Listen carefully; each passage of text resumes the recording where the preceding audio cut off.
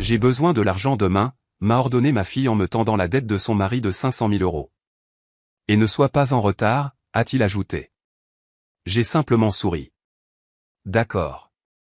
4 heures plus tard, j'étais à l'aéroport.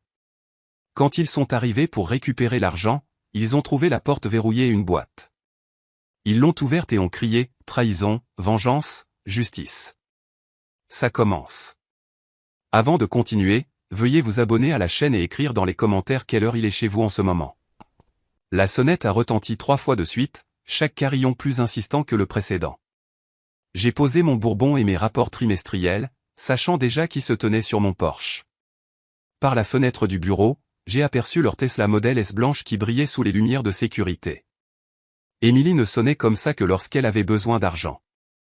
J'ai traversé le hall en marbre, passant devant des photos de famille qui semblaient soudain être des artefacts de la vie de quelqu'un d'autre. Émilie a 5 ans, sans ses dents de devant. Émilie a 18 ans, diplômée du lycée. Émilie a 28 ans, le jour de son mariage. Chaque image semblait maintenant se moquer de ma naïveté. Elle se tenait là avec ce sourire forcé, celui qui n'atteignait plus tout à fait ses yeux. Brandon se dressait derrière elle, faisant défiler son téléphone avec l'intensité d'un homme vérifiant des actions ou des scores. Ni l'un ni l'autre n'avait l'air particulièrement heureux d'être ici. Papa. Émilie m'a jeté les bras autour du cou, s'accrochant un peu trop longtemps. L'étreinte semblait calculée, comme si elle déposait une monnaie émotionnelle pour un retrait ultérieur. Brandon est passé sans me saluer, ses chaussures de marque claquant contre le marbre alors qu'il se dirigeait directement vers mon fauteuil en cuir. Mon fauteuil. Je les ai suivis dans le salon, remarquant comment Émilie ajustait nerveusement les lanières de son sac de créateur, celui à 5 000 € que je lui avais acheté à Noël dernier. Brandon avait déjà étalé des documents sur ma table basse comme s'il menait une réunion de conseil d'administration. Émilie s'est perchée sur le bord du canapé, ses doigts trouvant le collier de perles que je lui avais offert pour son 30e anniversaire. Elle le touchait toujours quand elle était sur le point de demander quelque chose. « Je peux vous servir quelque chose ? De l'eau ? Du vin, ai-je offert, bien que l'hospitalité soit la dernière chose que je ressentais. Allons droit au but, Rob. » Brandon n'a pas levé les yeux de ses papiers. Nous avons une situation. Rob, pas Robert, même plus la courtoisie de Monsieur Mitchell. J'ai serré plus fort mon verre de bourbon et j'ai compté à rebours à partir de 10. Une vieille technique de gestion de la colère qui fonctionnait rarement. La voix d'Émilie est montée d'un ton. Un autre signe révélateur. Papa, tu sais que nous ne viendrions pas te voir si ce n'était pas absolument nécessaire. Tu as toujours dit que la famille passait avant tout, et nous sommes une famille. Qu'est-il arrivé à l'immeuble de placement à Round Rock? J'ai gardé un ton neutre, bien que ma mâchoire ait commencé sa crispation familière. Brandon a finalement levé les yeux, son expression suggérant que j'avais posé une question sur l'histoire ancienne. Correction du marché, un revers temporaire, mais ce n'est pas pour ça que nous sommes ici. L'alliance d'Émilie tournait autour de son doigt, l'alliance de sa grand-mère, en fait. La bague de ma mère. Le tournoiement était son tic quand elle mentait, depuis qu'elle avait 12 ans et qu'elle avait nié avoir cassé la porcelaine de Margaret. Le fait a commencé Émilie, puis s'est arrêté, puis a recommencé. Brandon a travaillé si dur sur ce nouveau projet, une start-up technologique, très prometteuse, révolutionnaire, vraiment. Combien, ai-je interrompu? L'horloge du grand-père dans le coin a tic-taqué pendant 3 longues secondes de silence. L'eau de Cologne de Brandon, quelque chose de cher et d'excessif, se mêlait aux notes de chêne et de vanille de mon bourbon. Le talon d'Émilie claquait contre le sol en marbre dans un rythme nerveux. Ce n'est vraiment pas grand-chose pour quelqu'un avec tes actifs, a dit Brandon, se penchant en arrière dans mon fauteuil. Le cuir a grincé sous son poids. Un son qui n'avait toujours été qu'à moi jusqu'à ce soir. 500 000.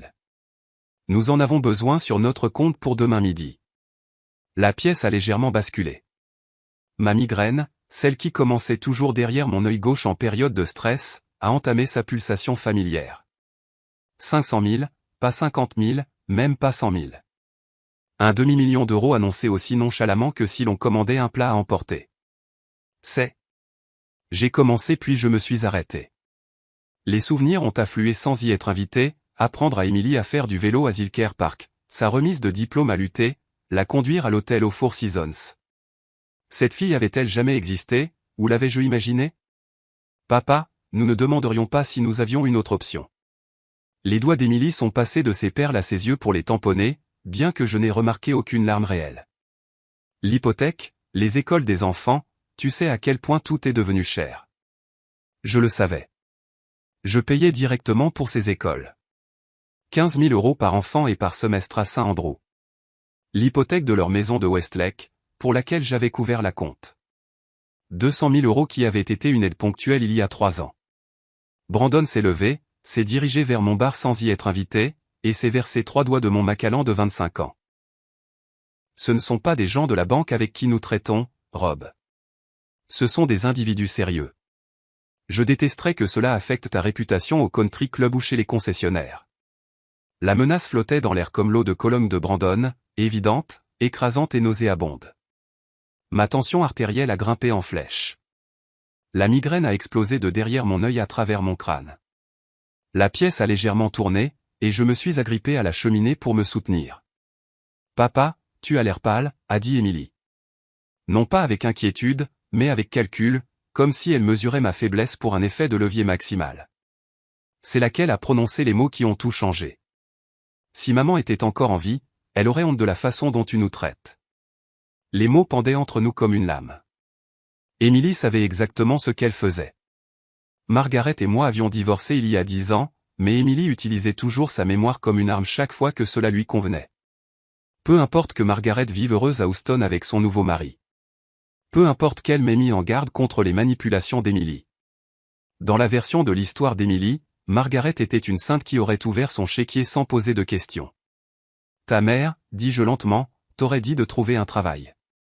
Brandon a éclaté de rire depuis mon bar, tenant toujours mon scotch comme s'il l'avait mérité. Des emplois? Je suis un entrepreneur, Rob. Je crée des emplois. 3 startups ratées en 5 ans. Un désastre de crypto-monnaie dont je l'avais averti à Noël dernier. Le cabinet de conseil qui n'a jamais conseillé personne. Je les avais tous financés, chacun d'entre eux, regardant l'argent disparaître dans les délires de grandeur de Brandon. Tu as manqué le récital de Sophie le mois dernier, a changé de tactique Émilie, sa voix tremblant d'une blessure fabriquée. Et le tournoi de football de Max, mais tu as du temps pour tes rapports trimestriels. Ces rapports trimestriels maintenaient leurs enfants dans une école privée, leur Tesla chargé, leur adresse de Westlake respectable. Mais je n'ai pas dit ça. Au lieu de cela, j'ai regardé le mascara d'Émilie couler en 2 filets parfaits. Elle avait clairement répété cette performance. Laissez-moi comprendre. J'ai lâché la cheminée, me tenant plus droit malgré la migraine. Vous avez besoin de 500 000 € pour demain midi. Pourquoi exactement? Brandon et Émilie ont échangé un regard. Le genre que les couples mariés perfectionnent au fil des années de tromperie coordonnée.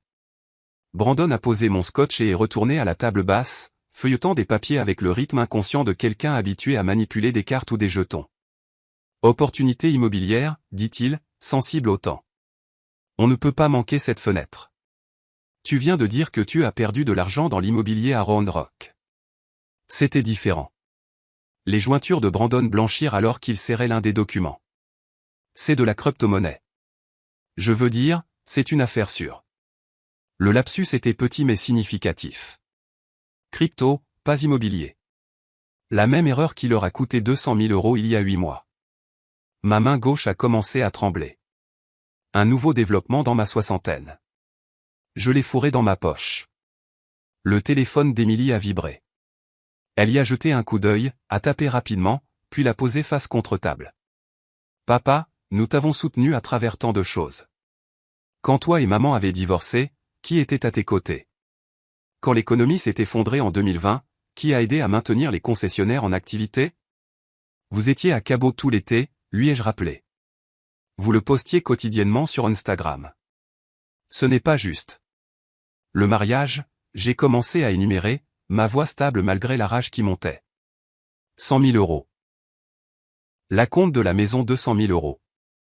La première start-up de Brandon 150 000 €. La deuxième 80 000 €. La troisième. C'est de l'histoire ancienne, a interrompu Brandon, maintenant debout, essayant d'utiliser son avantage de taille. Nous parlons de notre avenir. De l'avenir de tes petits-enfants.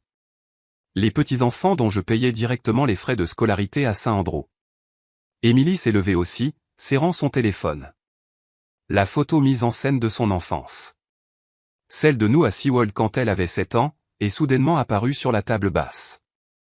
Elle l'avait apportée comme accessoire. Ce ne sont pas que des dettes, Rob. Brandon s'est approché. Assez près pour que je puisse voir la petite cicatrice au-dessus de son sourcil gauche. Ce sont des obligations. Des gens sérieux avec des conséquences sérieuses pour demain midi où les choses se compliquent pour tout le monde. Ta réputation, les concessionnaires, cette belle adhésion au country club. Me menaces-tu dans ma propre maison? Ma voix est tombée à un murmure à peine audible. Nous sommes honnêtes sur la réalité, a dit Émilie, mais sa voix vacillait. Elle ne m'avait jamais vu aussi en colère, aussi contrôlée. Papa, s'il te plaît. Nous en avons besoin demain midi. Ce n'est pas négociable.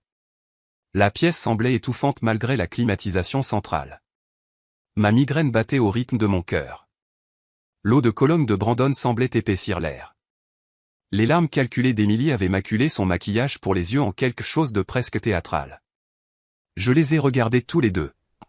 Ma fille, qui était devenue une étrangère, son mari, qui n'avait jamais prétendu être autre chose qu'un parasite. L'horloge du grand-père a sonné 9 fois. Dehors, la banlieue d'Austin continuait ses routines tranquilles du soir, inconsciente de la destruction familiale qui se déroulait dans mon salon. D'accord. Le mot est sorti plat, épuisé. Demain, maintenant partez. Émilie a pris mon épuisement pour une capitulation. Elle s'est précipitée en avant, les bras tendus pour une autre étreinte. J'ai reculé, laissant ses bras tomber dans le vide. Brandon a tendu la main pour une poignée de main, serrant trop fort, établissant une dominance qu'il n'avait jamais méritée. Nous savions que tu comprendrais, a dit Émilie, ramassant son sac de créateur et sa photo mise en scène. La famille d'abord, n'est-ce pas, papa? Ils sont sortis sans un autre mot. La main de Brandon possessivement sur le bas du dos d'Émilie, la guidant comme un jeton de casino qu'il venait de gagner. Je suis resté sur le seuil, regardant le sifflement distinctif de leur Tesla s'estomper dans la rue. Les feux arrière ont disparu au coin de Westlake Drive. J'ai attendu exactement 5 minutes après que leur feux arrière ait disparu avant de passer le premier appel. James Walker a répondu à la deuxième sonnerie, malgré leur tardive. 25 ans d'amitié et de conseils juridiques signifiaient qu'il connaissait mes habitudes. Je n'appelais jamais après 21h, sauf si quelque chose n'allait vraiment pas. Ils ont enfin franchi la ligne, n'est-ce pas? Sa voix ne portait aucune surprise, seulement de la résignation. Demain midi, ont-ils dit, comme si j'étais un distributeur automatique avec une limite de retrait. Ils l'ont enfin dépassé. Les papiers de transfert de la maison sont déjà déposés, a dit James.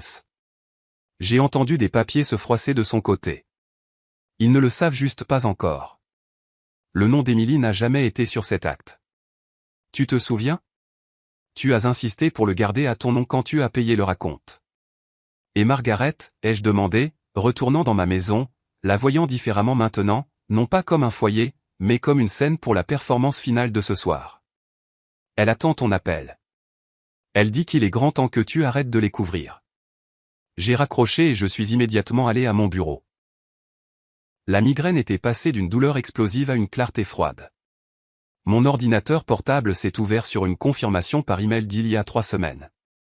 Villa Las Palmas, Costa Rica, du 17 mars au 17 avril. Votre réservation est confirmée. Le voyage de planification de la retraite servirait désormais un objectif différent. J'ai appelé American Airlines, naviguant dans le système automatisé avec une efficacité exercée. Le vol du matin pouvait être déplacé à 6h45. Première classe toujours disponible, un passager. Mon coffre-fort s'est ouvert avec une combinaison que je n'avais jamais partagée, même pas avec Émilie. À l'intérieur, organisé dans des dossiers étiquetés, se trouvaient 20 ans de documentation financière. Chaque chèque, chaque virement, chaque prêt. L'accord signé de Brandon de décembre 2023, promettant que ce serait la dernière demande. Les publications Instagram d'Émilie de l'année écoulée, imprimées et datées, montrant leur style de vie somptueux tout en prétendant la pauvreté. Virée shopping au domaine, dîner chez Uchi, week-end à Napa. J'ai trouvé une vieille boîte Amazon dans le garage, ordinaire et sans particularité. À l'intérieur, j'ai arrangé 3 ensembles de documents avec la précision d'un avocat. Premièrement, l'acte de propriété de leur maison. Deuxièmement, l'historique complet des prêts. 847 000 € sur 8 ans, méticuleusement documenté.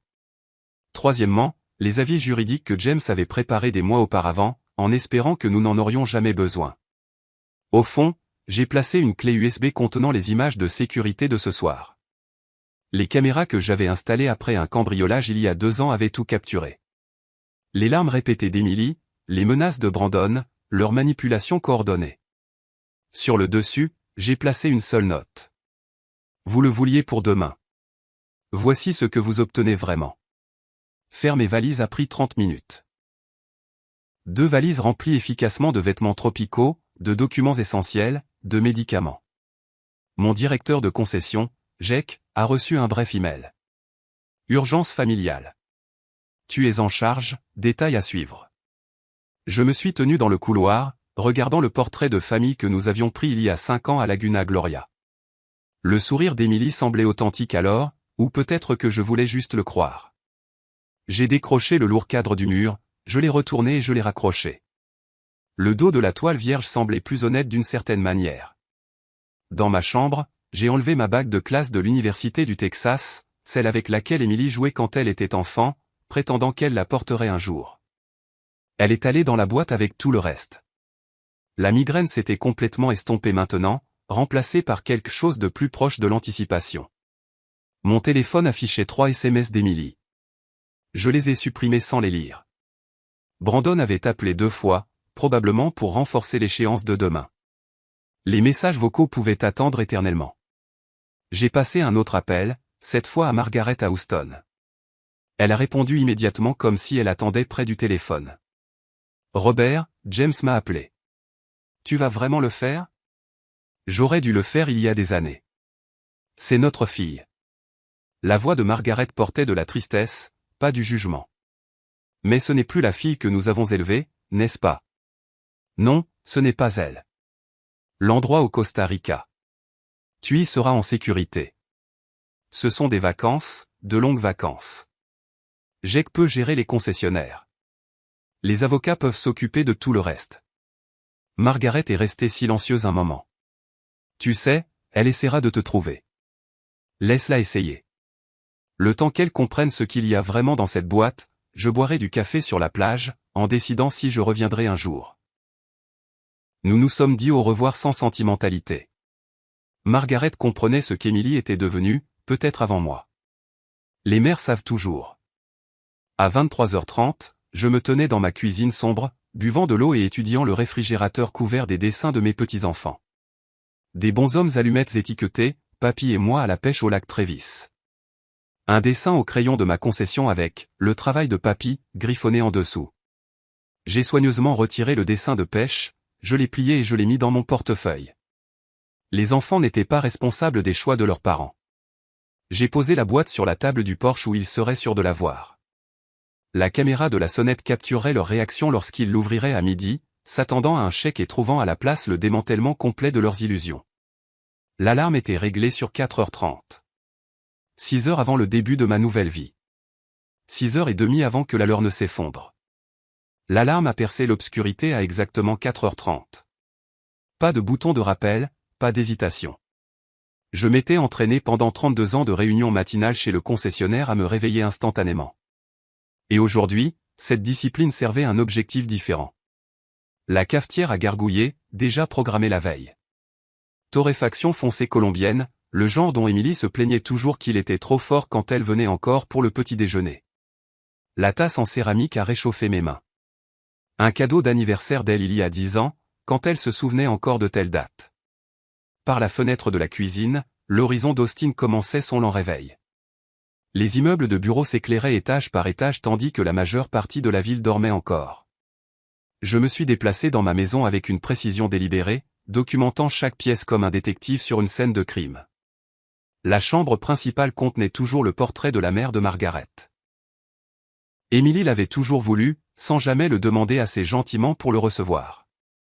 Sa chambre d'enfant, depuis longtemps convertie en bureau, affichait encore ses trophées de lycée. Championne de débat de l'État. Société nationale d'honneur. La fille que j'avais élevée contre l'étrangère qui exigeait de l'argent 12 heures plus tôt. La piscine semblait sereine dans la lumière de l'aube. J'y avais appris à nager à Emily, ses éclaboussures intrépides à l'âge de 4 ans. En juillet dernier, Brandon s'était enivré lors de notre célébration du 4, était tombé tout habillé, puis m'avait blâmé pour l'emplacement de la piscine. Même alors, j'avais signé le chèque pour sa montre de créateur ruiné. La Bentley a ronronné dans le garage. Je l'ai choisie plutôt que la Tesla. Brandon avait trop de souvenirs dans cette voiture, trop de suppositions sur l'héritage. Les rues de Westlake Hills étaient vides, à l'exception des camions à ordures qui commençaient leur tournée du samedi. J'ai dépassé le quartier d'Emily, chaque maison sombre, paisible. Il dormait, rêvant probablement de façon de dépenser mon argent. La radio passait du rock classique, et, Take It Easy, des Eagles a rempli l'habitacle. L'ironie ne m'a pas échappé. À l'intersection de Beccave et Walsh Tarleton, j'ai envisagé d'appeler Margaret, mais j'ai décidé de ne pas le faire. James gérait cette conversation mieux que moi. Mopac s'étendait devant moi, presque vide. J'ai dépassé 3 de mes concessions. Leur parking plein de stock qui serait bientôt la responsabilité de Jack. L'emplacement phare avait encore ma photo dans le hall. Il faudrait changer ça. Près de la 5e rue, j'ai remarqué le bar préféré de Brandon, le Velvet Room, où ses relations de jeu se rassemblaient, où tout ce désastre avait vraiment commencé. Des travaux sur Congress ont forcé un détour par la 2e rue. La ville dans laquelle j'avais bâti mon entreprise pendant 3 décennies avait l'air différente dans l'obscurité de l'aube, comme une scène en cours de montage pour une pièce à laquelle je n'assisterai plus. Le bureau de James occupait le 42e étage de la Frostbank Tower. À 5h30, le bâtiment était presque vide, à l'exception de la sécurité et des personnes obsessionnellement ambitieuses. James attendait dans la salle de conférence avec Sophia Chen, sa parajuriste. Les documents étaient étalés sur la table en acajou avec une précision militaire. Une boîte de beignets Krispy Kreme était au centre, notre tradition pour les grosses affaires depuis 1999. Tu as l'air étonnamment reposé, a observé James, faisant glisser la procuration sur la table. Première bonne nuit de sommeil depuis des mois. J'ai signé avec le stylo plume de mon père, celui dont Emily ignorait l'existence. Portée limitée, je vois. Expiration de 60 jours, uniquement les transferts de propriété et la restructuration financière. On ne peut pas te laisser vendre ses organes après tout. Sa tentative de légèreté est tombée à plat. Nous savions tous deux que c'était une chirurgie nécessaire, pas une vengeance. Sophia a présenté la documentation de la propriété avec une efficacité clinique. La partie intéressante, Monsieur Mitchell, c'est le timing. Le transfert a été exécuté hier à 16h. Avant qu'il ne vienne chez moi, 3 heures avant. La maison d'Emily est légalement la vôtre depuis qu'elle a signé ses papiers en 2020. Elle n'a jamais lu au-delà de la 2e page. L'ironie était parfaite. Pendant qu'Emily conduisait vers ma maison pour exiger de l'argent, elle avait déjà perdu son plus grand atout. La maison dont elle parlait constamment sur Instagram, le symbole de son succès, n'avait jamais été la sienne. Le verrouillage financier, ai-je demandé. Exécuté à minuit. Compte joint gelé. Carte de crédit à votre nom suspendue. Les frais de scolarité des enfants restent en paiement automatique jusqu'en décembre. Nous ne les punissons pas, James a produit un autre dossier, plus épais que les autres. L'option nucléaire, comme nous en avons discuté. À l'intérieur se trouvaient des transcriptions des SMS d'Emily à ses amis, me traitant de « distributeur automatique ambulant » et de « trop pathétique pour dire non ». La reconnaissance de dette signée par Brandon en 2023, jurant que c'était la dernière fois. La clé USB contenant les images de sécurité de la nuit dernière.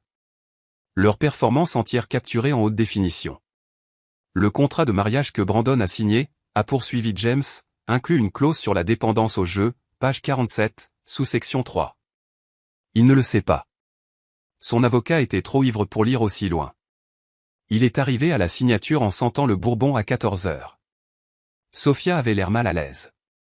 Monsieur Mitchell, c'est remarquablement complet. 5 ans de préparation, ai-je répondu. J'espérais ne jamais en avoir besoin. James a produit une boîte Amazon identique à celle sur mon Porsche. Assurance?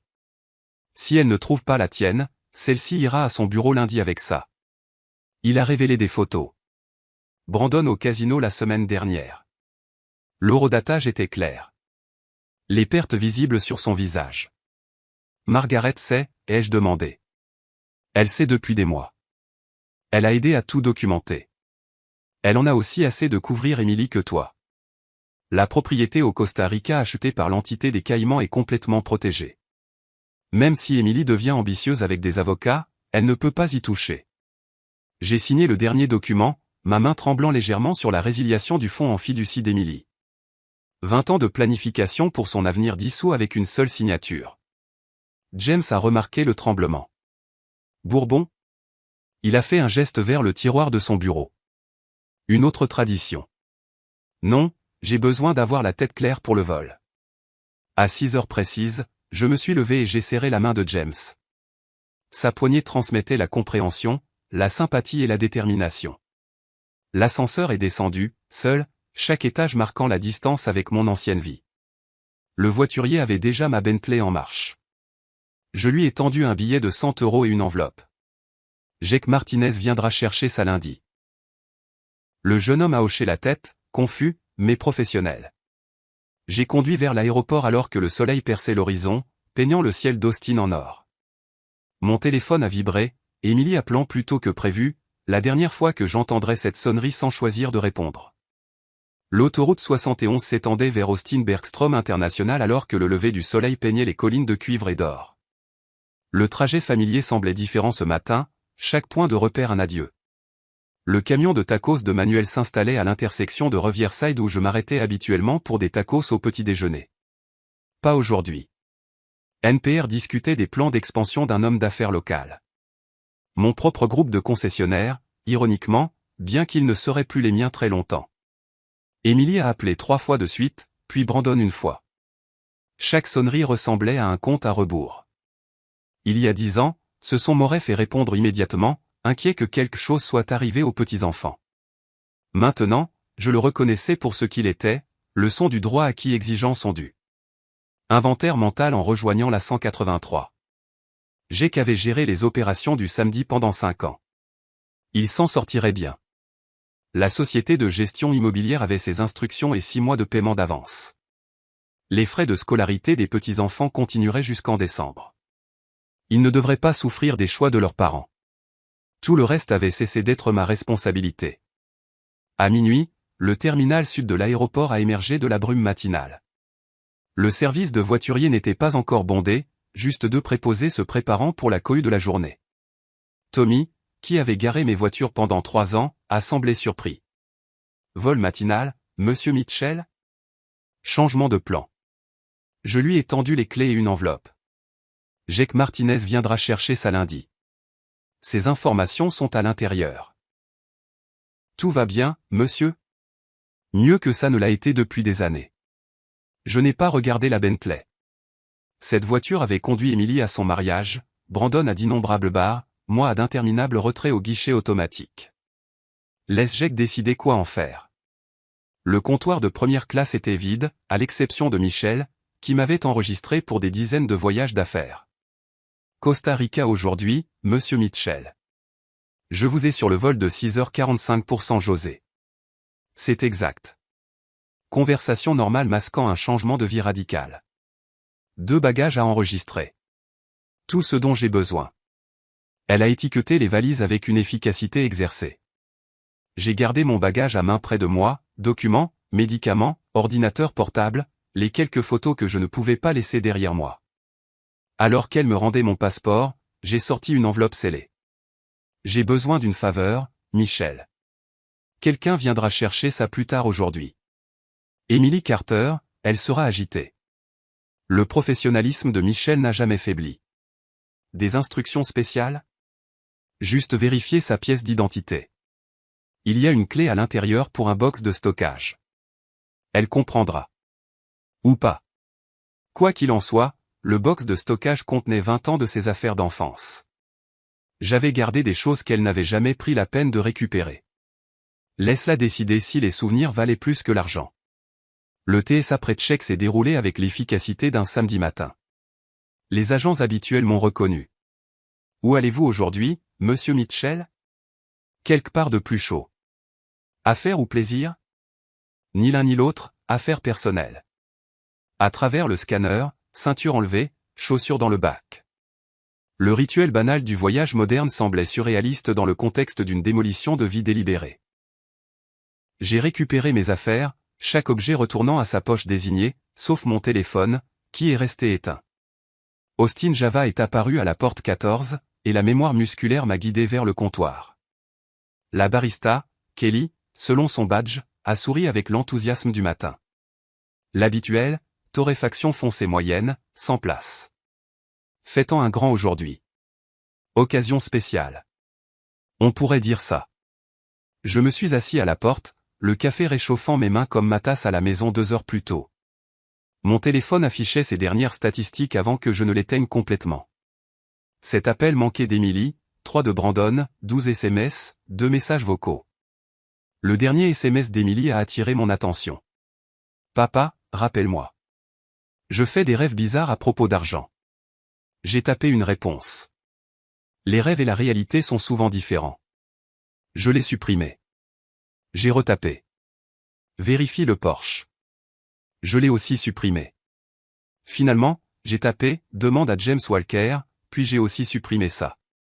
À la place, j'ai éteint le téléphone, retiré la carte SIM et jeté les deux dans la poubelle la plus proche. Le téléphone d'investissement pouvait devenir le problème de quelqu'un d'autre. Les passagers de première classe pour le vol 447 à destination de San José, Costa Rica, embarquent maintenant. L'agent de porte a scanné ma carte d'embarquement avec un sourire exercé. La passerelle s'étendait devant moi, chaque pas plus léger que le précédent. L'hôtesse de l'air m'a accueilli au siège 2A, fenêtre, côté gauche. J'ai accepté le champagne offert, inhabituel pour 7 heures du matin, parfait pour ce moment. D'autres passagers passaient. Un couple en lune de miel riant et se touchant constamment, me rappelant Margaret et moi il y a 35 ans. Un voyageur d'affaires tapait frénétiquement sur son ordinateur portable, poursuivant une échéance qui semblait monumentalement importante. C'était moi autrefois, bâtissant un empire pour une fille qui ne l'avait vu que comme un chéquier. Une femme âgée s'est installée en 3C avec des aiguilles à tricoter et du fil jaune, comme la grand-mère d'Emily avait l'habitude de le faire avant que l'arthrite ne gagne. Excusez-moi. Une voix familière m'a fait sursauter. Margaret se tenait dans l'allée, bagage de marque à la main, l'air aussi calme que lors de notre procédure de divorce. Elle s'est installée en 2B. De l'autre côté de l'allée, assez près pour parler, assez loin pour maintenir les limites que nous avions établies une décennie plus tôt.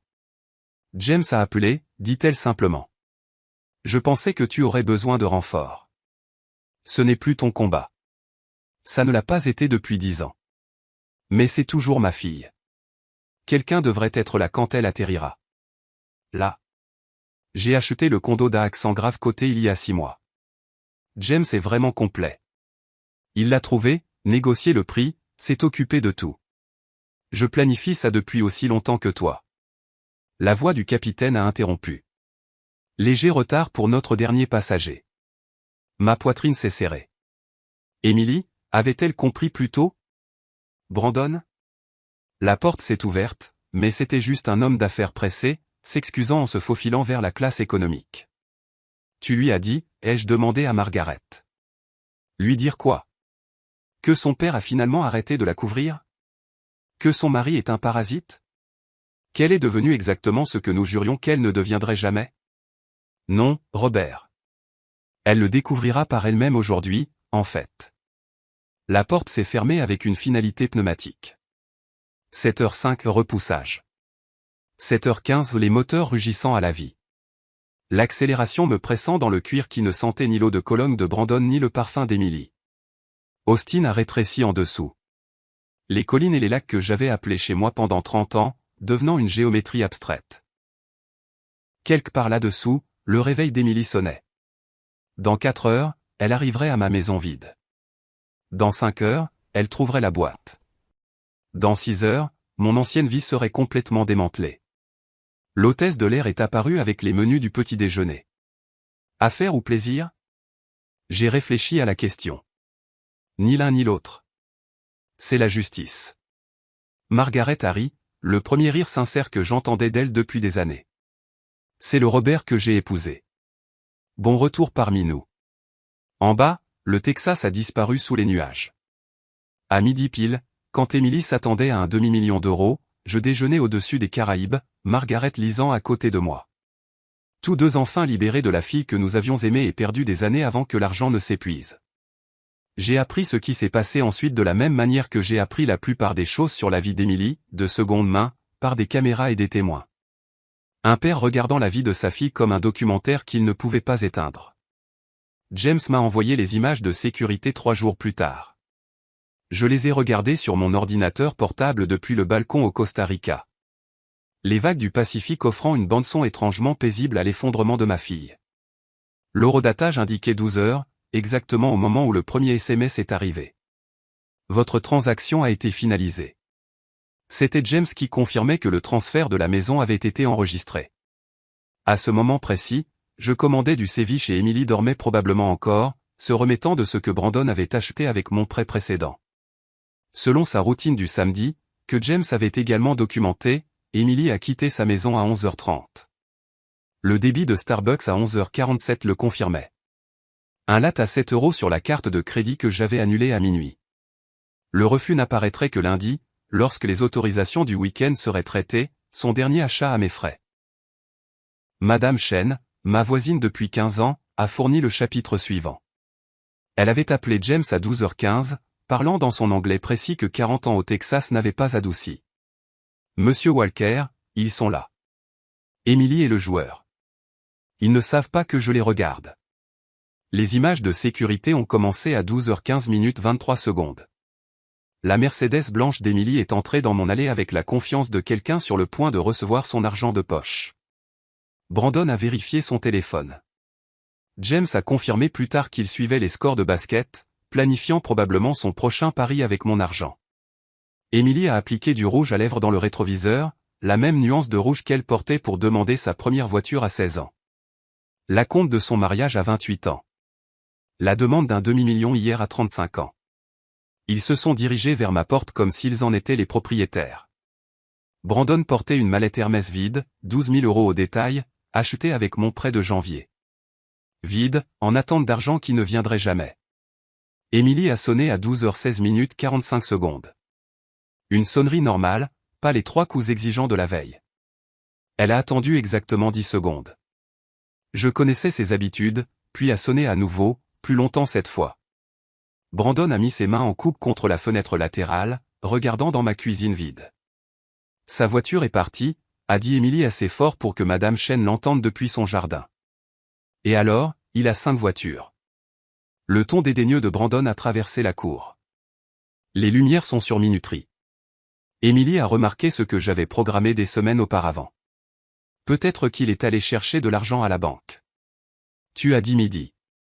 Il est à peine passé. Ils ont essayé la porte à 12h18. Les clés d'Émilie ont gratté contre la serrure, incapables de trouver prise.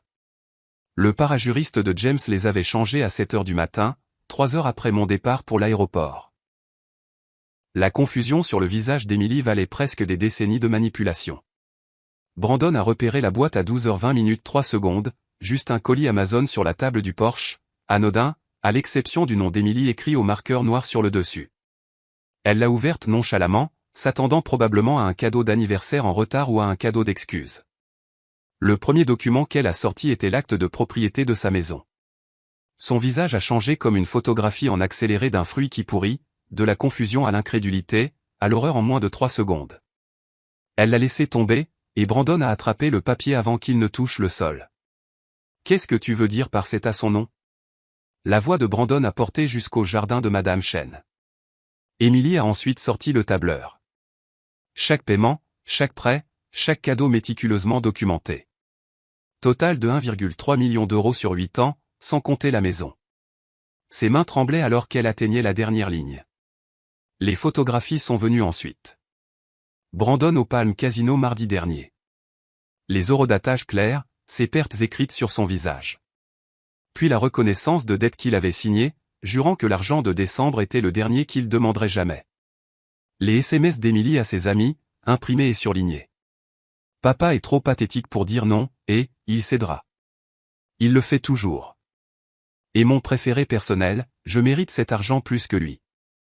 À 12h23 17 secondes, le téléphone d'Émilie a vibré. Le premier refus de carte de crédit, puis un autre, puis un autre. Chase, American Express, la carte Nordstrom, toutes suspendues, toutes à mon nom, toutes annulées à minuit pendant qu'elle dormait. Brandon a essayé d'appeler quelqu'un à 12h24. Son bookmaker a découvert James plus tard, qu'il a informé que les extensions de crédit nécessitaient une garantie, pas des promesses. Emily s'est effondrée sur les marches de mon Porsche, sa robe de créateur se froissant contre le béton que j'avais fait refaire l'été dernier. Elle a trouvé la clé USB à 12h25 44 secondes, l'a branchée sur son téléphone avec des doigts tremblants, sa propre voix a résonné du haut-parleur, minuscule mais clair. Prends juste ce qu'il te donne. Il est trop pathétique pour dire non. Puis la voix de Brandon. Ce ne sont pas des gens de la banque, Rob. Ce sont des individus sérieux. Le contrat de mariage est apparu en dernier. La page 47 était surlignée en jaune. La clause sur la dépendance au jeu encerclée en rouge.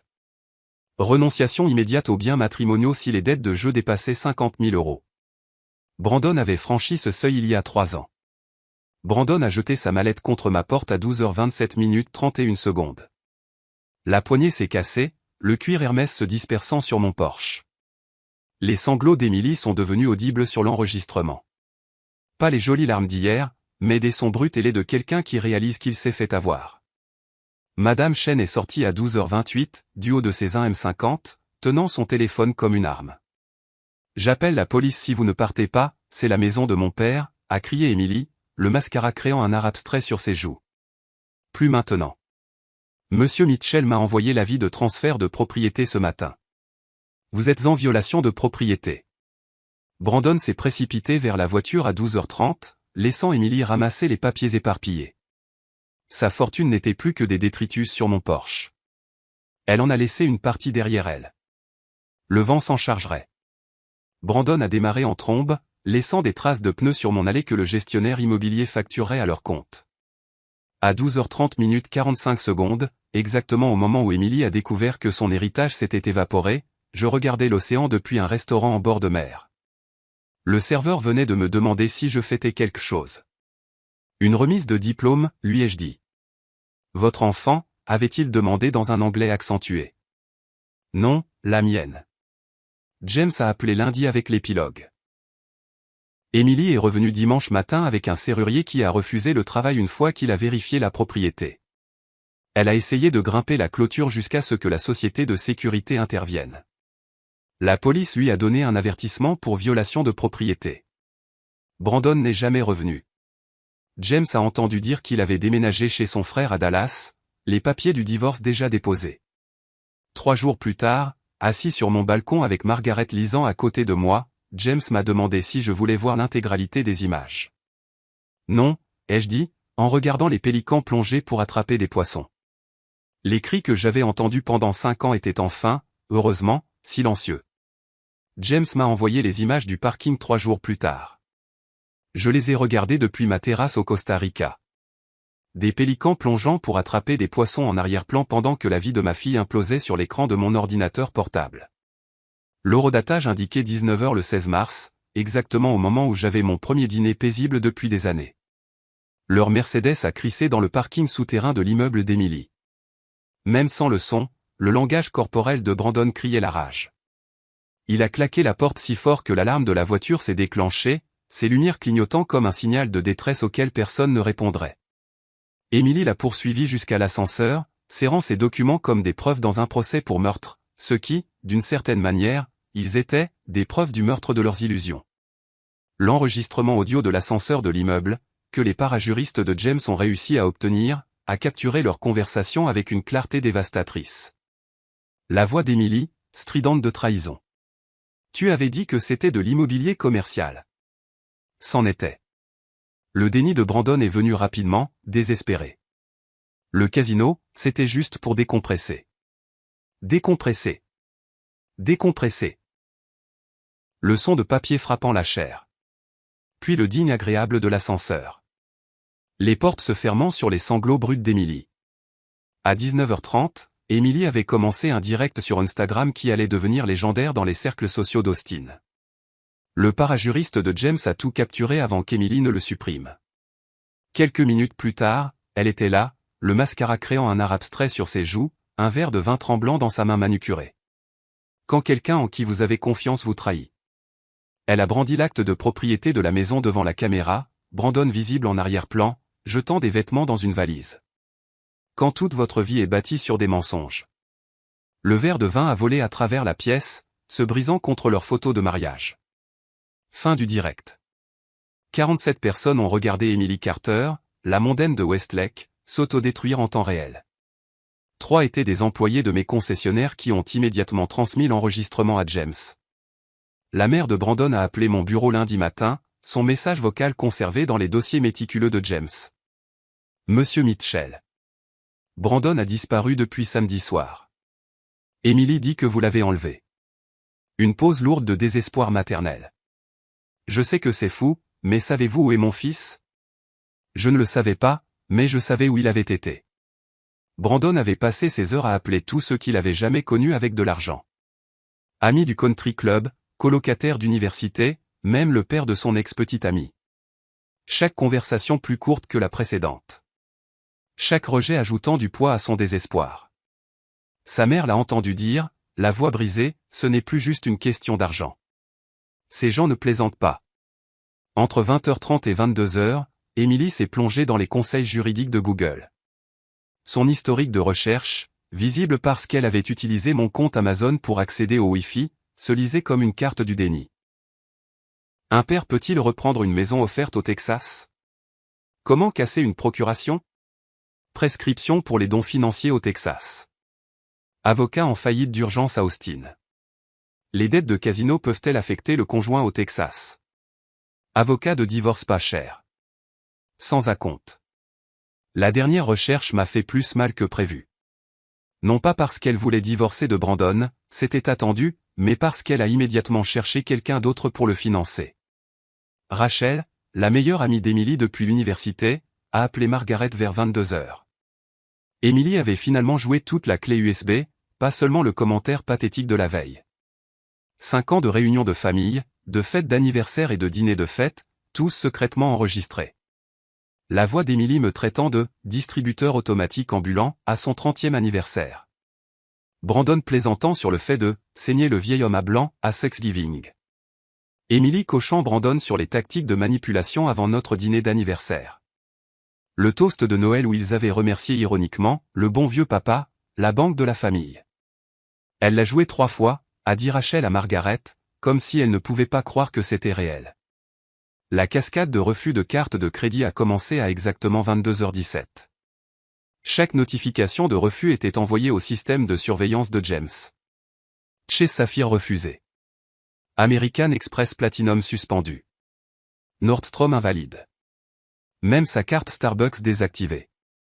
Un livreur DoorDash a déposé une plainte le lendemain. Emily avait commandé 200 € de sushi, prévoyant de payer en espèces. Pas d'argent liquide dans la maison. Le livreur a menacé de la poursuivre devant les petites créances alors que Brandon était déjà chez un prêteur sur gage avec ses bijoux. Les publications Facebook d'Emily entre 23h et minuit sont devenues une légende des ragots d'Austin. Chacune supprimée en quelques minutes, mais les captures d'écran se sont propagées comme une traînée de poudre. Trahi par le sang. Quand votre père choisit l'argent plutôt que la famille. Quelqu'un connaît des avocats spécialisés en droit du travail? Vend sac de créateurs. Demande sérieuse uniquement. Les commentaires qu'elle n'avait pas prévus ont afflué immédiatement. Sa cousine, tu ne viens pas de poster depuis Cabo la semaine dernière? Un ami du lycée, je pensais que ton père t'achetait tout. Un ancien collègue, n'es-tu pas celle qui a arrêté de travailler après le mariage? Pendant que le monde d'Emily s'effondrait, Margaret et moi étions assis sur la terrasse de la plage à jouer au poker. Un guitariste local jouait à proximité, et je lui ai donné un pourboire de 100 € pour jouer « Take It Easy » des Eagles. Margaret a ri, le premier rire sincère que j'entendais d'elle depuis des années. « Tu es nul au poker » a-t-elle observé, prenant mes jetons.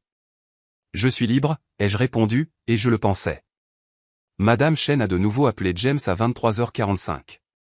Emily était retournée chez moi, assise dans sa Mercedes dans l'allée, n'essayant pas d'entrer, ne se déchaînant pas, juste assise, fixant les fenêtres sombres comme si elle pouvait soudainement s'illuminer de pardon. Elle est restée là pendant 1 heure, a rapporté Madame Chen. Quand elle est finalement partie à 1h du matin, elle avait l'air différente, comme si elle avait vieilli de 10 ans en 10 heures.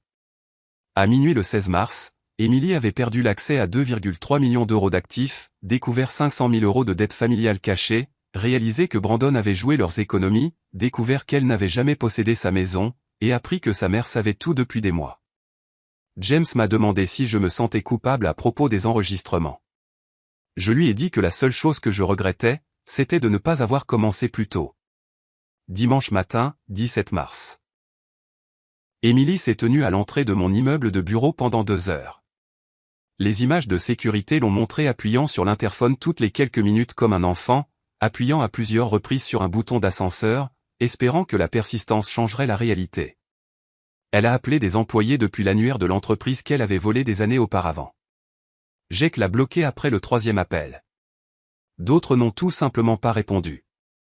À midi, elle s'était rendue à l'aéroport international d'Austin-Bergstrom, le même terminal où je l'avais déposée pour des visites d'université, où je l'avais accueillie au retour de sa lune de miel. Maintenant, elle était là comme un détective, cherchant désespérément des indices sur mon évasion.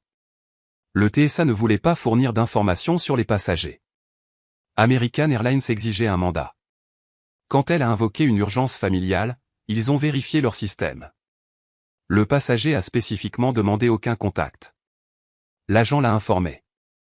James a obtenu la vidéo de la sécurité de l'aéroport. Le visage d'Emily s'effondrant à ces mots. Ces reçus Uber de cet après-midi, les derniers trajets avant que le compte ne soit coupé, traçaient une carte du désespoir à travers Austin. Le club de golf de Robert. Adhésion révoquée. Entrée refusée. Morton's Steakhouse où nous avions célébré chaque grosse affaire. On n'a pas vu Monsieur Mitchell récemment. Même mon salon de coiffure sur South Congress, bien qu'il soit fermé le dimanche. Elle est restée dehors, regardant à travers les fenêtres comme si mes cheveux coupés pouvaient révéler ma position. Lundi 18 mars est devenu la journée d'éducation juridique d'Emily. 4 cabinets d'avocats, 4 consultations identiques. L'expression de chaque avocat passait de l'intérêt à la sympathie en examinant les documents. C'est blindé, a dit le premier. Il vous faudra une provision de 10 000 euros, a dit le deuxième. Avez-vous accès à des fonds? A demandé le troisième. Le quatrième a simplement secoué la tête. La confrontation chez le concessionnaire à 15 heures a fait le tour des réseaux sociaux des employés. Emily a fait irruption dans le site phare sur Research Boulevard, exigeant des réponses de Jake. Jake Martinez, un ancien marine de 1M93, est resté parfaitement calme alors qu'elle criait à l'enlèvement, à la maltraitance des personnes âgées et au vol. Quand elle a jeté son café sur la porte en verre, les clients ont commencé à enregistrer. La tache brune resterait pendant 3 jours. Jake l'a laissé là par principe. Le message vocal de la mère de Brandon à 17 heures portait les pires craintes d'une mère. Monsieur Mitchell. Brandon a disparu depuis samedi soir. Emily dit que vous l'avez enlevé. Je sais que c'est fou, mais savez-vous où est mon fils? Mardi 19 mars, les vrais créanciers sont arrivés. Pas des représentants de banque en costume de polyester, mais 2 hommes en cuir italien qui ont frappé poliment et parlé doucement. Ils ont laissé une carte de visite avec juste un numéro de téléphone. Pas de menaces, pas de violence, juste le poids des conséquences tacites. Emily a appelé Brandon 47 fois. Son téléphone était éteint depuis samedi. Ses stories Instagram de cet après-midi, capturées par ses sœurs de sororité, documentaient la tournée des prêteurs sur gage. Sac de créateur d'une valeur de 30 000 euros, 8 000 euros en espèces. Bijoux d'une valeur de 50 000 euros, sauf l'alliance, 15 000 euros en espèces. Les 3 montres abandonnées de Brandon d'une valeur de 40 000 euros, 12 000 euros en espèces, toujours à 465 000 euros de ce dont ils avaient besoin. Ce soir-là, Margaret a pris l'appel d'Emily. Elle l'a enregistré avec une autorisation légale, sachant que j'aurais besoin de l'entendre un jour. Maman, tu savais?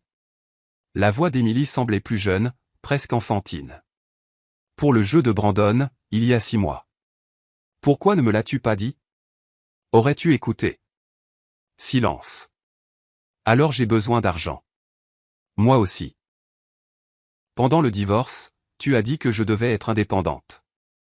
L'appel s'est terminé avec les sanglots d'Emily, coupés court par la déconnexion de Margaret. Mercredi 20 mars, Emily est entrée dans le bureau de James, portant la même robe de créateur de ses publications Instagram de Cabo la semaine précédente. L'ironie n'a pas échappé à James, qui l'a noté dans son rapport. Même salle de conférence où j'avais signé les papiers. Même chaise où Brandon avait étalé ses mensonges. James lui a tout montré avec une précision clinique. La procuration antérieure à son urgence. La piste de l'acte de propriété. Sa signature de 2020, n'ayant jamais lu au-delà de la page 2. Les déclarations de dons prouvant que chaque euro était un cadeau, pas un prêt. La reconnaissance de dette de Brandon, sa signature audacieuse et indéniable. C'est mon père. Le désespoir d'Emily a brisé sa voix. Il doit m'aider. Légalement, il n'a pas à le faire. Et le soutien des petits-enfants? Des fonds en fiducie à leur nom seulement, intouchables jusqu'à 18 ans. C'est de la maltraitance des personnes âgées. Il a 62 ans. Esprit sain. Parti volontairement. James a accidentellement laissé le rapport de crédit de Brandon visible sur sa tablette. Les yeux d'Emily se sont écarquillés alors qu'elle absorbait toute la catastrophe. 500 000 euros de dette de jeu, 200 000 euros de prêt personnel dont elle ignorait l'existence. 100 000 euros de carte de crédit qu'il avait cachée. Même une tentative de deuxième hypothèque sur sa maison, refusée en raison de problèmes de propriété. La dernière enveloppe a glissé sur la table en acajou avec une promesse murmurée. Monsieur Mitchell a autorisé un dernier cadeau. À l'intérieur, un chèque de banque de 10 000 euros et une note de ma main. Pour un nouveau départ, papa. Emily l'a déchiré en deux. Les morceaux ont flotté sur le tapis comme des feuilles mortes. Elle a immédiatement demandé s'il y en avait un autre. Il n'y en avait pas. Il n'y en aurait jamais. Pendant ce temps, j'apprenais l'espagnol avec des enfants sur la plage. Roberto Elrico, m'appelait-il, riant alors que je massacrais la prononciation. Ma tension artérielle avait chuté de 20 points. Je dormais 8 heures d'affilée. Je n'avais pas pensé à Emily depuis 2 jours jusqu'à ce que Margaret la mentionne. Mercredi soir, a rapporté James, Emily a quitté mon bureau à midi. Les images de sécurité la montrent assise dans le hall jusqu'à la fermeture du bâtiment à 21 heures. Le garde a dit qu'elle avait demandé si vous parliez jamais d'elle. Il a menti, a dit oui, a dit que vous parliez affectueusement. Elle a dit merci et est partie.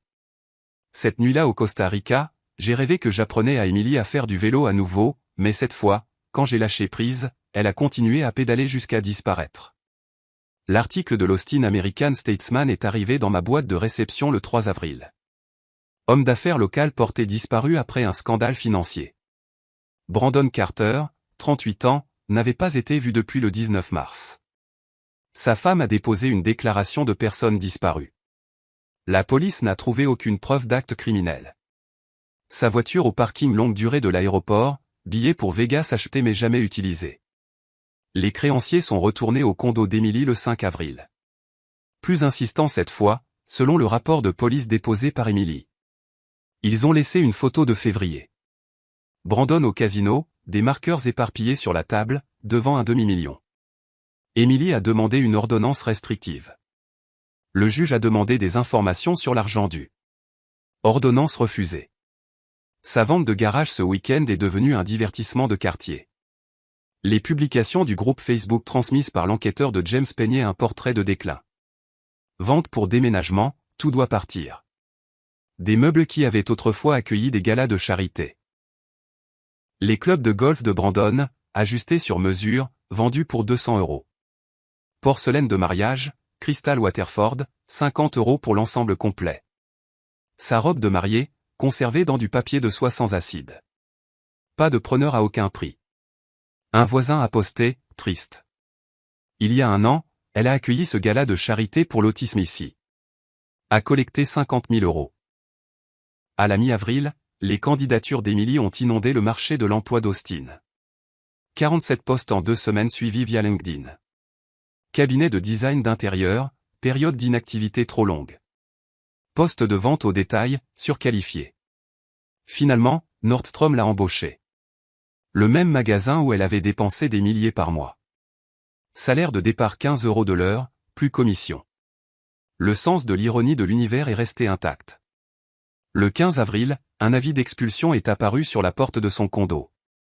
3 mois de retard sur l'hypothèque, Brandon s'était occupé des finances, n'avait jamais mentionné la dette croissante. 4 000 € de paiement mensuel, 13 500 € du plus les frais de retard. Date limite le 15 mai pour payer ou quitter les lieux. Elle a découvert cela en rentrant de sa première journée chez Nordstrom. Portant toujours le badge d'employé qu'elle avait autrefois ignoré sur les autres. La demande de divorce du 18 avril se lisait comme une dissolution d'entreprise. Abandon cité comme cause. Brandon doit être notifié. Lieu inconnu. Le juge a autorisé la publication d'un avis dans 3 journaux. Coût, 500 € qu'Emily n'avait pas. Elle a utilisé sa réduction d'employé Nordstrom pour acheter un costume pour le tribunal. Les premiers vêtements qu'elle avait achetés avec de l'argent gagné en 7 ans. Pendant qu'Emily se reconstruisait sur des cendres, je construisais quelque chose de nouveau au Costa Rica. Mes journées ont développé un rythme que j'avais oublié. Lever du soleil avec des singes hurleurs. Café avec vue sur le Pacifique. Baignade matinale dans une eau assez claire pour voir mes pieds. Déjeuner au bar de la plage de Manuel où personne ne connaissait les concessionnaires ou les filles. Les enfants du coin m'appelaient Roberto El Rico, Robert le Riche. Je leur enseignais l'anglais en échange de leçons d'espagnol. Leurs parents m'invitaient à des dîners où personne ne parlait d'argent, d'investissement ou d'opportunités. De vraies conversations sur le football, la pêche et le temps. Personne ne demandait rien d'autre que de passer le sel.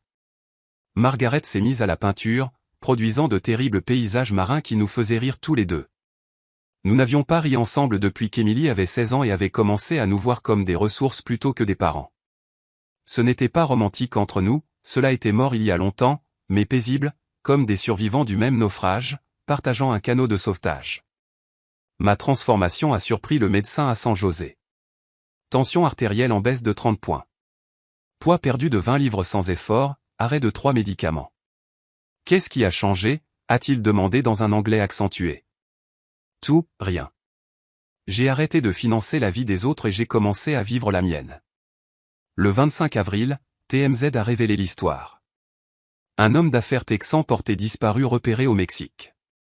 Brandon Carter travaillant dans une agence de location de voitures à Juarez sous un nom d'emprunt. La photo le montrait derrière un comptoir, 5 kilos en moins. Alliance absente. Extradition peu probable pour des dettes civiles. Emily a commenté l'article avec seulement 2 mots. Bon débarras. 27 avril. Emily a finalement utilisé la clé du box de stockage de l'aéroport. Manuel a rapporté ce qu'elle a trouvé. Chaque objet d'enfance que j'avais gardé. Des albums photos qu'elle pensait que j'avais jetés. Les bijoux de sa grand-mère qu'elle croyait perdus lors du divorce. Une obligation d'épargne de 50 000 € à son nom, payable dans 1 an, et une note de ma main, pour quand tu te souviendras de qui tu étais avant que l'argent ne compte. Papa. L'email est arrivé le 28 avril, transmis par James. Les mots d'Emily soigneusement choisis. Monsieur Walker, veuillez dire à mon père que j'ai trouvé le box de stockage. Je comprends maintenant. Je suis désolé. Je travaille chez Nordstrom. Je survis. C'est peut-être ça la leçon. Ne lui dites pas que j'ai demandé. Mais est-il heureux? Emily? James a demandé s'il devait répondre. 29 avril, coucher de soleil sur la plage, Margaret lisant à côté de moi. Le même guitariste de ma première nuit jouant à proximité. Le même endroit où Emily découvrait la boîte qui a tout changé. Dis-lui oui, ai-je dit à James au téléphone.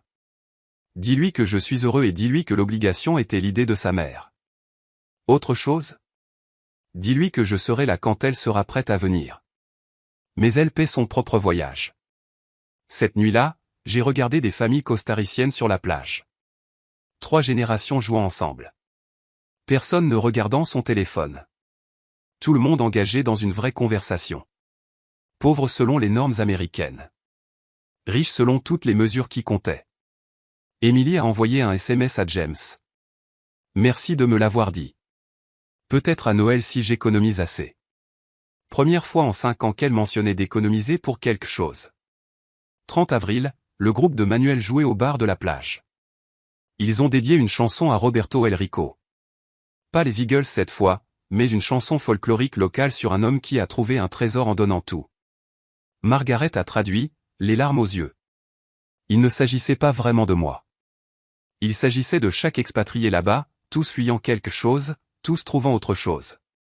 James a appelé ce soir-là pour dire qu'Emily avait vendu sa Mercedes, acheté une Honda de 10 ans, ouvert un compte d'épargne, posté sur Instagram sur la dignité du travail honnête.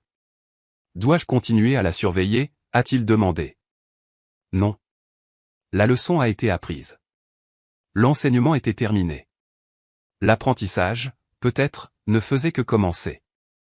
L'avis d'expulsion était sur la porte d'Emily depuis le 15 avril. Le 5 mai, James m'a dit qu'elle avait épuisé toutes les options, suppliant la gestion immobilière, offrant des paiements partiels, essayant même de négocier avec le propriétaire de l'immeuble. Elle n'a jamais su que j'avais vendu cette propriété à un fonds de placement en janvier, anticipant exactement ce moment. Les images de sécurité du bâtiment l'ont montré en train de louer le plus petit U-Haul disponible ce samedi matin. Le chargement, seul, a pris 12 heures.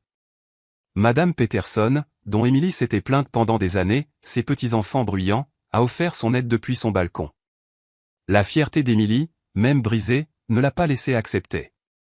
Elle a lutté avec un canapé en cuir qu'elle avait acheté avec mon argent, le traînant centimètre par centimètre jusqu'au camion pendant que les voisins regardaient depuis leurs fenêtres. Le box de stockage qu'elle pouvait se permettre contenait tout sauf des vêtements et son ordinateur portable. Un mois prépayé, l'installation la moins chère d'Austin. Pure ironie. Son unité se trouvait juste à côté de celle que je lui avais laissée, celle avec l'obligation. Elle passait devant tous les jours, sans le savoir.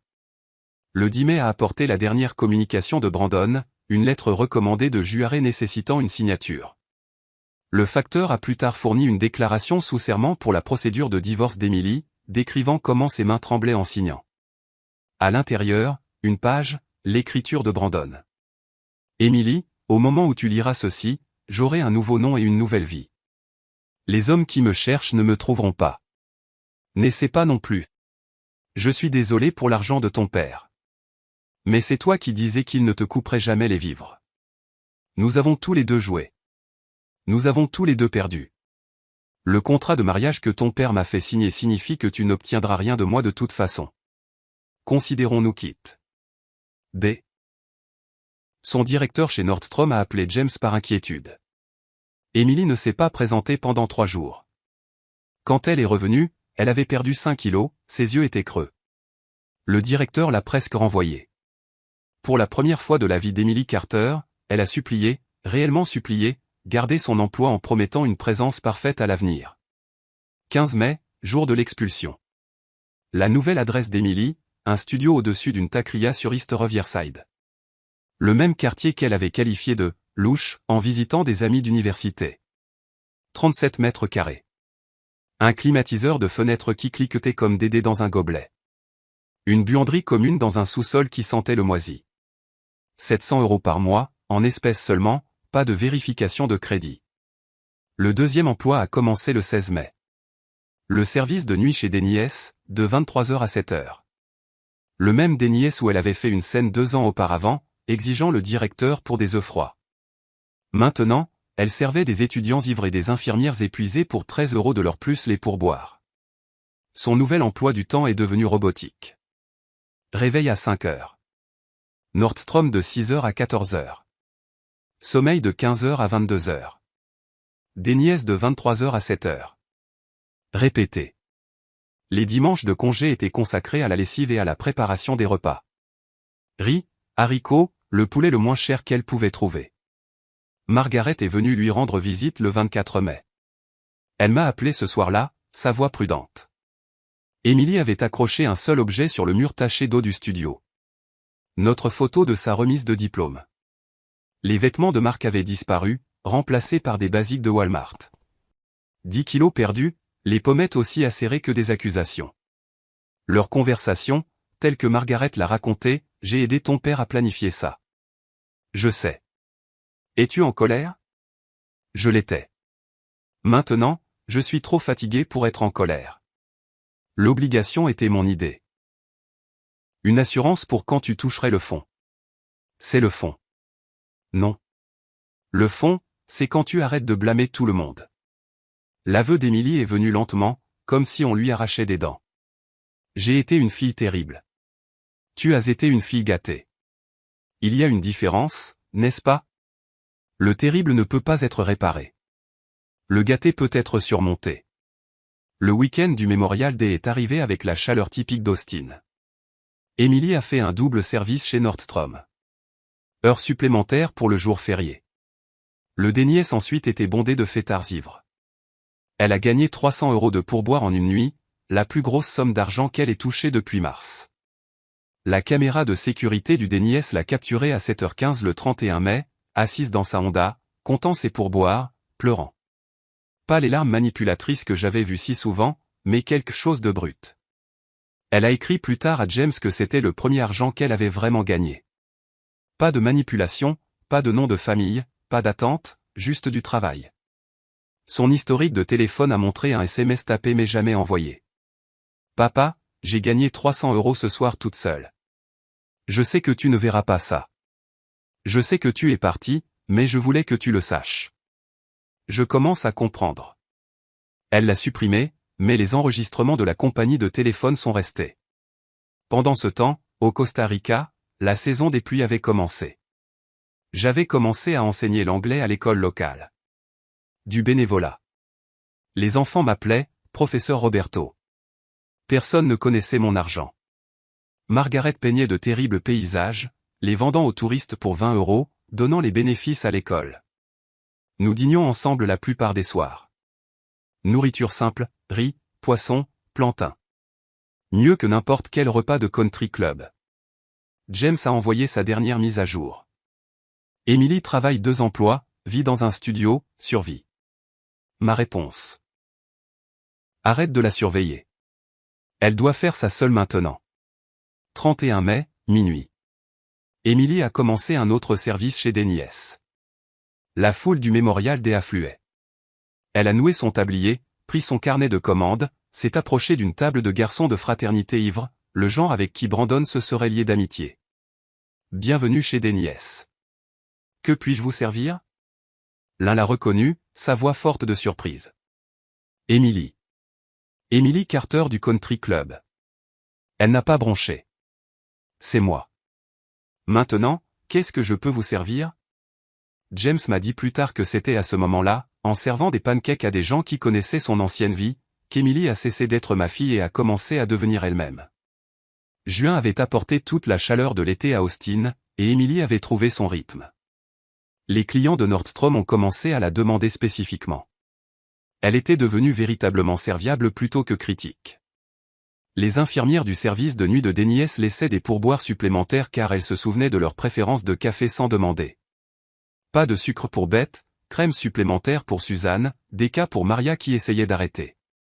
Sa collègue chez Nordstrom a dit à James qu'Emily était passée de la taille 10 à la taille 4, non pas à cause d'un régime, mais à cause du travail, marchant des kilomètres chaque jour sur les sols des magasins, portant des plateaux chargés toute la nuit, ne mangeant que ce qu'elle pouvait se permettre.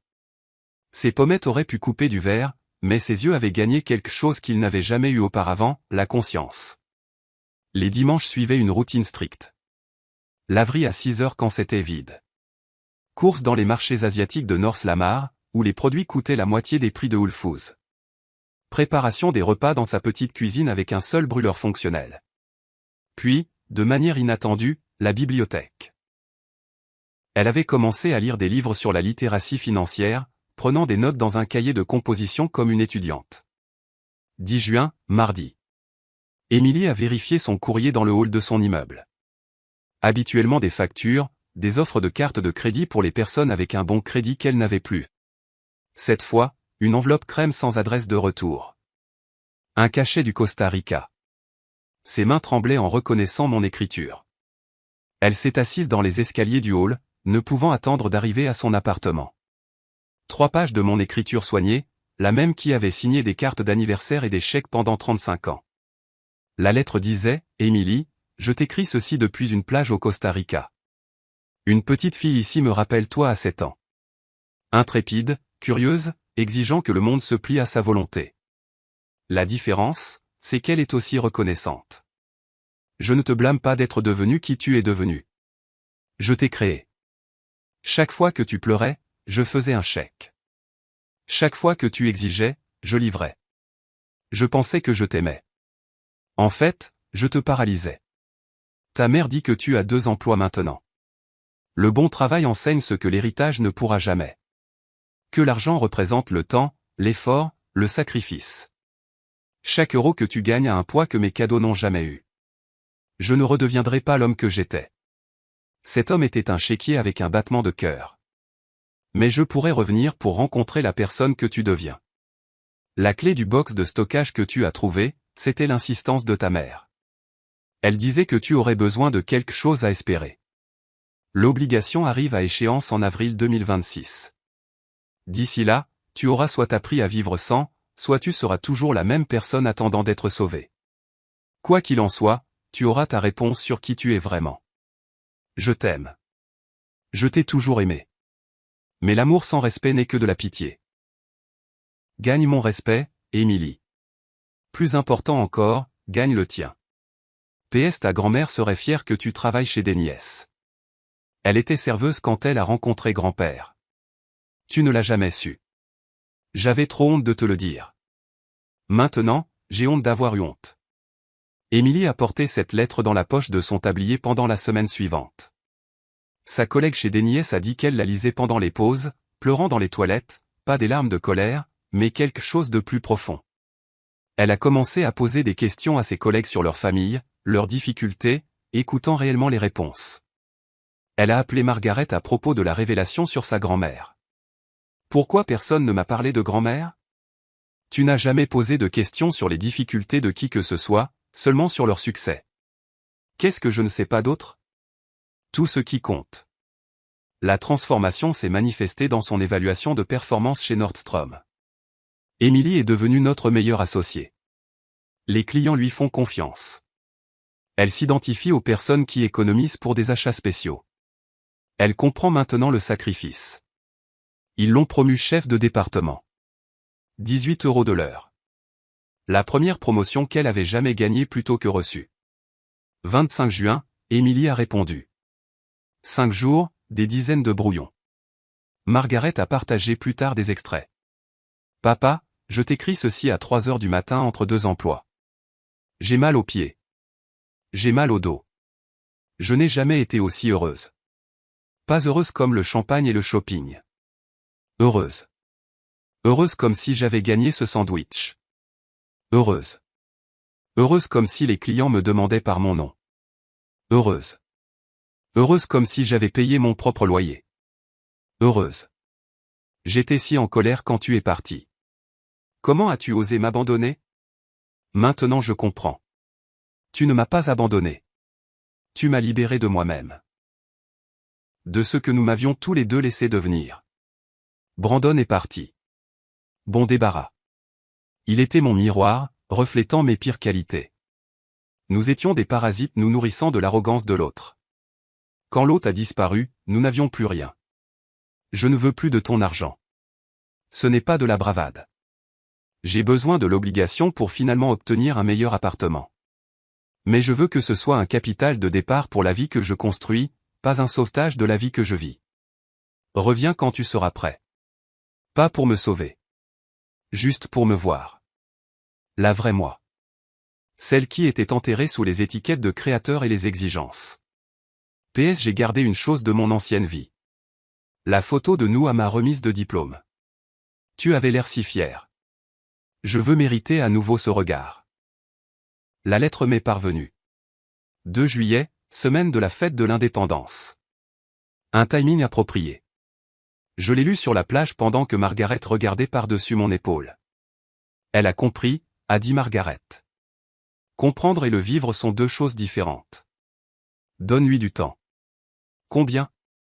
Combien de temps t'a-t-il fallu pour vraiment changer? Je suis toujours en train de changer. Exactement. 30 juin, 23 heures.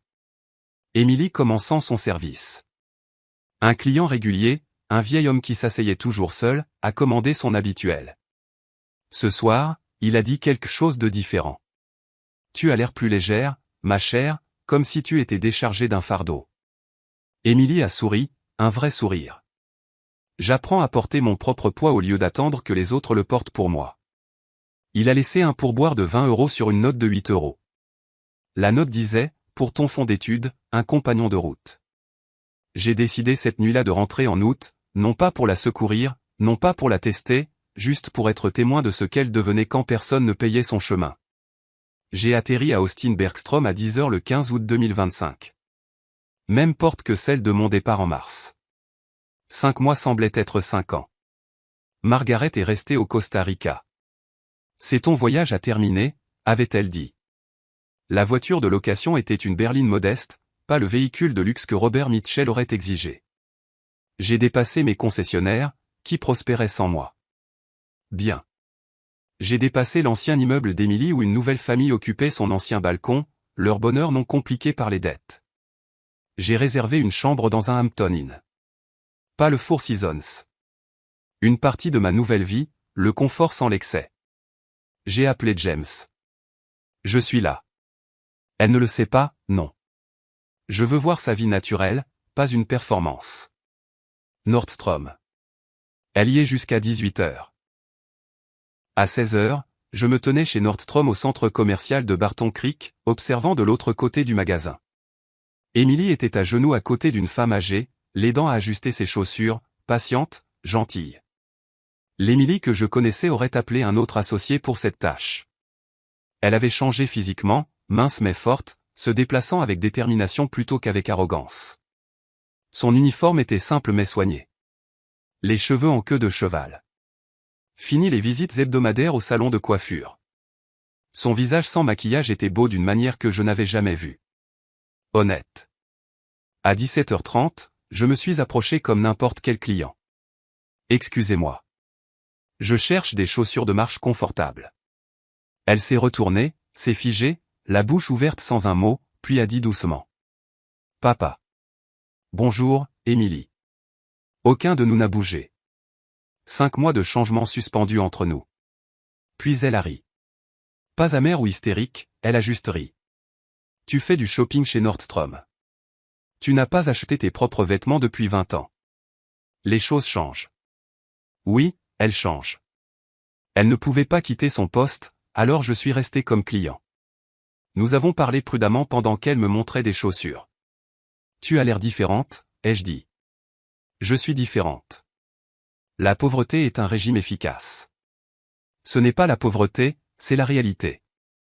La même chose quand on est habitué à la fantaisie. Elle a encaissé les chaussures, appliquant sa réduction d'employés sans demander. Fierté et petits gestes. Je termine à 18 h, puis des nièces à 23 h. On peut dîner entre les deux.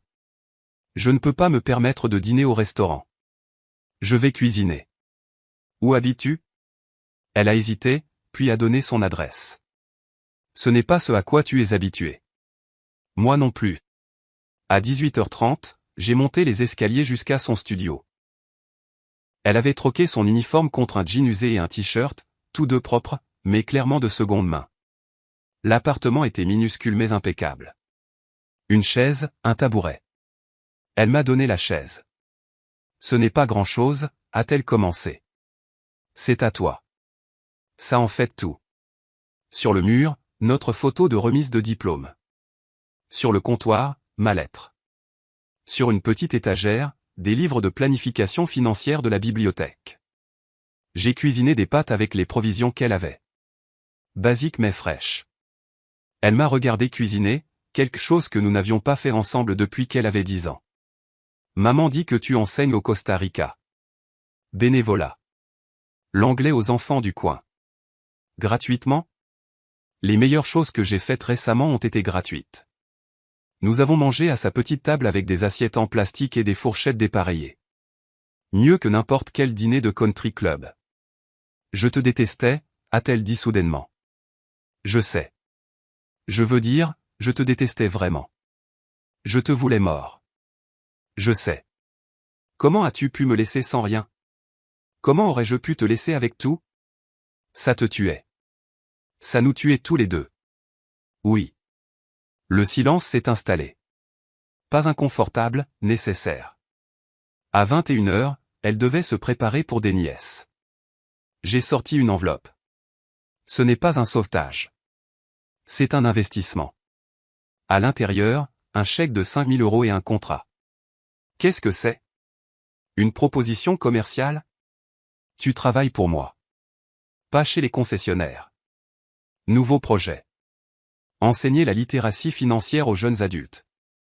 Tu connais le coût de l'ignorance. Je ne suis pas qualifié. Tu es particulièrement qualifié. Tu as été des deux côtés. Riche sans comprendre, pauvre avec une prise de conscience. Elle a lu le contrat attentivement. Salaire juste, pas de traitement de faveur, augmentation basée sur la performance. Ce n'est pas de la charité. C'est du business.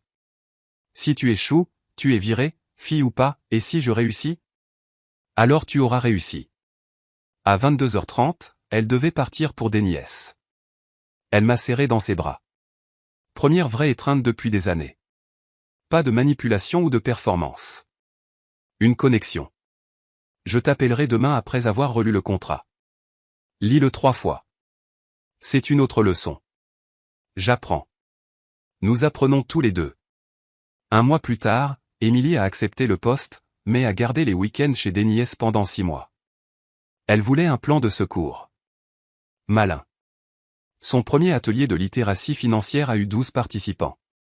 1 an plus tard, elle intervenait dans des universités. 2 ans plus tard, elle écrivait des programmes pour les districts scolaires.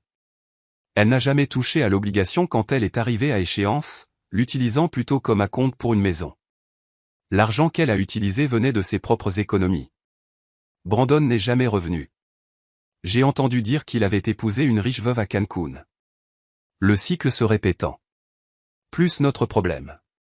Thanksgiving 2025. Émilie a organisé la fête dans son studio. Margaret a apporté des accompagnements. J'ai apporté du vin. Nous nous sommes assis par terre autour de sa table basse. Émilie a levé son verre d'eau. Elle travaillait ce soir-là. À la famille, a ajouté Margaret. Aux leçons apprises, ai-je conclu. À un nouveau départ. Nous avons trinqué, plastique et verre. Imperfection parfaite. La fortune que j'avais passé ma vie à construire n'était rien comparée à la richesse dans cette petite pièce, le respect d'une fille, gagnée et non héritée, et la connaissance que parfois, le plus grand cadeau que vous puissiez faire à quelqu'un est la chance de se sauver lui-même. Si vous aimez cette histoire, veuillez aimer cette vidéo, vous abonner à la chaîne et partager vos impressions sur cette histoire dans les commentaires.